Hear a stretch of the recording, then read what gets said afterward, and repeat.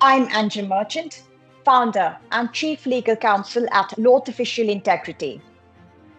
I'll tell you something most people watching this are not ready to hear. Everyone wants to work in AI law and governance right now. And that's exactly why you're finding it very difficult to distinguish yourself from your peers and competitors in the job market, and finding it hard to demonstrate your unique skill set in interviews. Before you decide whether to listen, understand who this advice comes from. My perspective comes from having very successfully walked the path most people here are probably aiming for. I've earned the credentials you likely chase: a degree from the University of Cambridge and a stellar career at top tier international law firms like DLA Piper and Norton Rose Fulbright. So, if you're here looking for reassurance, permission, or a tidy checklist that guarantees success, you can click off now. This video is for people who actually want to win in AI governance. Because when a field gets crowded, the rules change. And AI law and governance is now a crowded field. Right now, you're seeing the headlines: AI governance, data protection, EU AI Act, responsible AI, and you think, that's the future, I should get into that. You're not wrong, but here's what you're missing. When everyone rushes into the same door, the people who will win are the ones who know where leverage is created once they're inside. Let me explain. Here's why most people who want to work in AI governance will fail to distinguish themselves from the crowd. You will fail not because you aren't intelligent, not because you didn't study, not because you didn't care enough. Instead, you'll fail because you trained for status, not professional leverage. I'll make this concrete. Most aspiring AI governance lawyers are doing some version of this. You learn the AI Act, you memorize the GDPR. You collect IAPP certificates, you polish your CV, you sound informed. And you assume, that makes me valuable. The hard truth is it doesn't.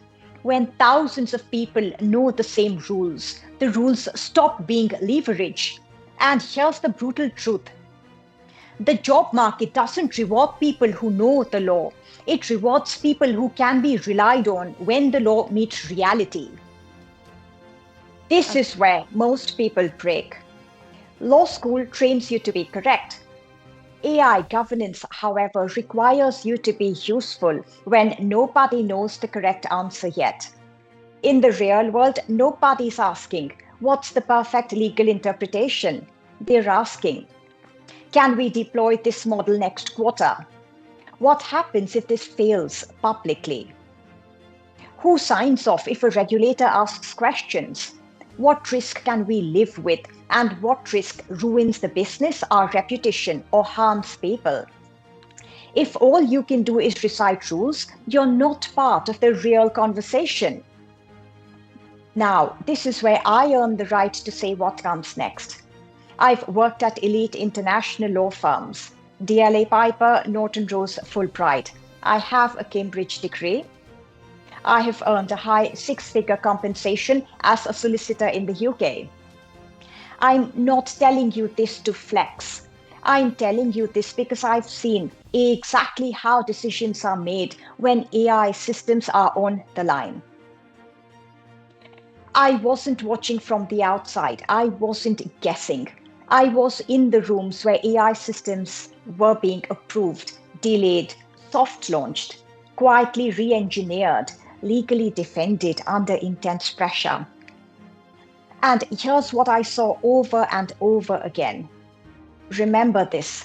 In governing AI build, deployment, and implementation, the ability to recite articles and sections by itself doesn't matter. What matters is who understands AI system failure, trade-offs, and consequences. Most AI governance students and professionals never make this transition, and it quietly caps their influence. Fail to make this shift, and you'll never be the person trusted with the decision. That's the trap I really want you to avoid. That's the trap you must avoid. So, what will actually make you valuable in AI governance? This is the part that should give you hope because it's learnable.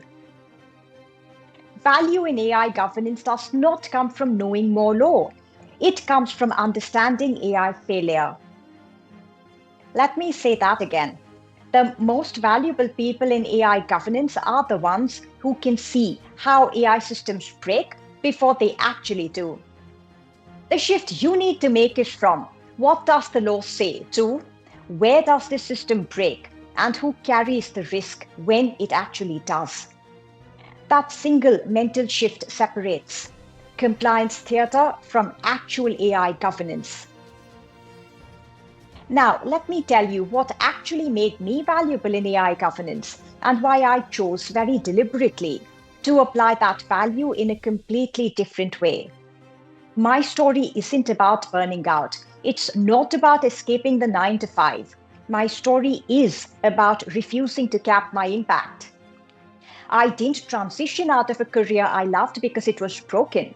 Instead, I chose to grow and transition because I realized that if I stayed inside one institution, I'd only influence a limited set of decisions.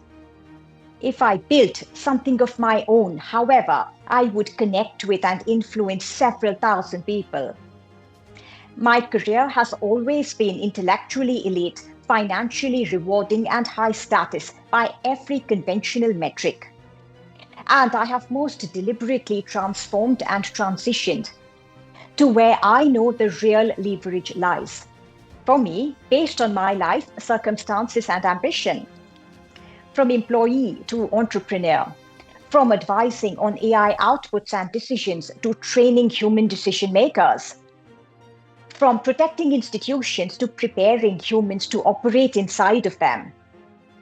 My career trajectory isn't emotional, it's future-focused strategy. Because I see what most people in AI governance still don't see. The bottleneck in AI governance is not legal knowledge or having more AI governance toolkits. It's human judgment under pressure. And because the future of AI is being shaped by people in rooms making trade-offs that affect millions, then the highest leverage move I could make was to train the kind of professionals who don't freeze when things get ambiguous. That's why I built Artificial Integrity, not to abandon the system, but to strengthen the humans inside of it. The mindset shift that changed everything for me was this: from being knowledgeable to being relied on. And here's the part you need to hear clearly. You do not need a different personality to succeed in AI governance. You do need a different focus. AI governance isn't about memorizing more law. It's about understanding deeply how AI systems fail in practice and positioning yourself to be the person others turn to when things break. That shift from being knowledgeable to being relied upon is what creates exponential leverage. I tell you this because I know you can achieve exceptional results, whether you're looking for a job interviewing or are already in AI governance. Because the AI governance game isn't just about titles, certificates, or status. It is about judgment, ownership, and being indispensable when it counts. Let's look at a real example. Think of a bank deploying an AI model for credit scoring. On paper, everything looks perfect. GDPR covered, DPIA filed, fairness metrics documented. But AI governance doesn't fail on paper. It fails when the data distribution quietly shifts. The model becomes less accurate over time for one group of people or a community. A regulator asks why a human didn't intervene, or worse, why they did without understanding the system. This is not a legal trivia question, that's a judgment problem. And the people who can calmly explain what went wrong, why it was foreseeable, and what should change next. Those are the ones that become indispensable. This is where most people underestimate AI governance. They think it's technical or legal or ethical, but it's also political. AI decisions sit at the intersection of law, engineering, commercial incentives, reputation, power. If you don't understand how those forces collide, you will always be playing catch up in an AI governance conversation. Now, here's the part that should motivate you, not scare you. AI will automate drafting, summaries, legal analysis. It will not, however, fully automate accountability, human judgment, escalation decisions, regulatory foresight. Those things compound. And the earlier you train for them, the faster you separate yourself from the crowd. This is why I built Artificial Integrity, to impart the knowledge essential to excel as an AI governance professional, cutting through all the noise and humongous volumes of available information. Go check out artificialintegrity.ai if this matters to you. Always remember, whether you stay in a law firm, go in-house, join a regulator, or build something yourself, your career upside will come from being trusted under uncertainty. That is the only true leverage humans can have in today's AI-driven world. So let me draw a clear line. If you want a safe path, a predictable ladder, validation before responsibility, AI governance is not really for you. But if you want to think better than your peers, be trusted earlier than your peers, sit in rooms where decisions are made, not simply explained afterward, you're exactly where you should be. Here's another hard truth. Most people chasing AI governance are chasing status or a big salary. Nothing wrong with that. Those will come in due course. But I wouldn't start by chasing those. Because I know that the people who win chase responsibility. Responsibility is scarce, and scarcity is valuable. So this is where you decide. If you want to chase status, continue collecting credentials. But if you want actual professional leverage in this job market, you must train your human judgment. This way of thinking compounds. It's rewarded me exceptionally well. And it will start your AI governance career or take it to new highs if you're willing to adopt the mindset shift. If that resonates with you, please subscribe, like, and leave a comment. This channel is for people interested in AI governance as a career, who want to become meaningful humans in the loop.